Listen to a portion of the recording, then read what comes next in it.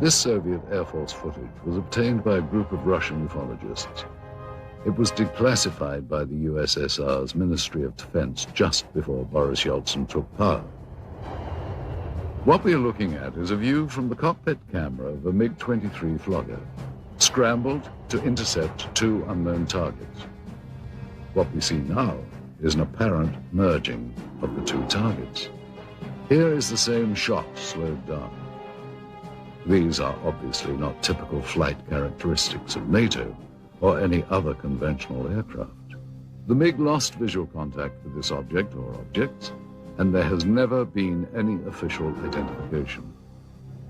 By attending international conferences and exchanging information over the internet, researchers on both sides of the former Iron Curtain have been able to increase the global understanding of anomalous phenomena. Richard Haynes has been to Russia many times and has worked with many of that country's researchers.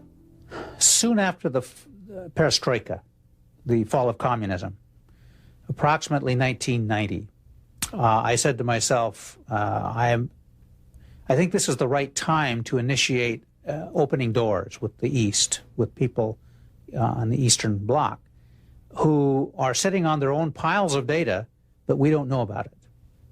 Likewise, we're sitting on piles of data that they don't know about. And so I started corresponding with friends, and we formed this joint USA-CIS Aerial Phenomena Federation. And we're now serving a very positive role, which is information exchange. The next clip was shot from a MiG-25 Foxbat, and what we're about to see is actually an American F-16 Falcon about 200 meters away. What happens next is that a new object appears from behind the clouds. It was not identified.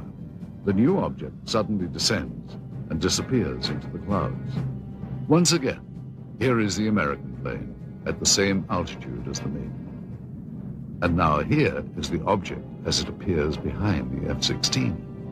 And here it emerges from behind the F-16, then goes down and enters the cloud bank. As with all accounts or potential evidence of UFO encounters, researchers attempt to authenticate and verify related facts as much as possible. In general, the more spectacular the report, the more important the verification. I was intelligence officer for the Soviet military for over 30 years. My son is a pilot in the Russian Air Force now. I can say for certain that there were numerous occasions where Air Force and Navy fighter planes intercepted what we thought were NATO aircraft, only to find that they were not airplanes as we know them, and not belonging to any nation on Earth. It's no secret we would send planes into their airspace. They would fly into our airspace. It's like a game, like a test, constantly trying to test the response of the other side. Only sometimes someone would get shot at. In this case, neither the Soviets nor the Americans seem to have any clue as to what this third object is. I'm telling you, even when you blow it up, it's impossible to identify. It appears to be about 4 or 5 meters across, moves with characteristics unlike any conventional plane. Now, in this final piece of footage, we will once again be looking at a cockpit camera view, this time from a MiG-21.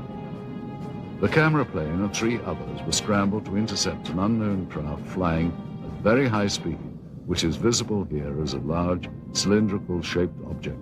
And as the Russian planes close in, the UFO suddenly picks up speed and disappears. Here it is once again. You'll notice the cylinder seems to be traveling at about the same speed as the MiGs until about here. And then it seems to increase its speed, which, according to pilots, must have reached at least Mach 3 in about 10 seconds. A lot of this footage was declassified after the Soviet military failed to identify the object seen here. This one shows an interception attempt by MiG pilots. There were many cylindrical object interceptions that were reported and investigated. We were interested in the high-speed potential of these objects. The size of this one is estimated to be about twice the size of a MiG-21. With technology available to us and the Americans, it should not be able to move as fast as it does. Hey, this footage is still interesting because I don't think the Russians had any idea what they were dealing with here. Their fighters were at least as good as ours, and yet here is something that is completely beyond their capability to intercept. The acceleration rate of this thing is impossible for any aircraft that we know of. There was one tragic incident I know of occurring in the early 1970s, in which MiG-21s tried to shoot down an unknown craft flying over Western Russian airspace, which failed to respond to Soviet pilots. The pilots used standard intercept procedure to expel foreign planes out of Soviet airspace. When the craft did not respond, the pilots were ordered to lock on missiles. At that point, both jets were destroyed by some weapon not known to Soviet military. Both pilots perished. There was an effort within the Air Force to make it look as if the fighter planes collided, but investigators I knew personally at the time said it was not collision. They were shot down by something.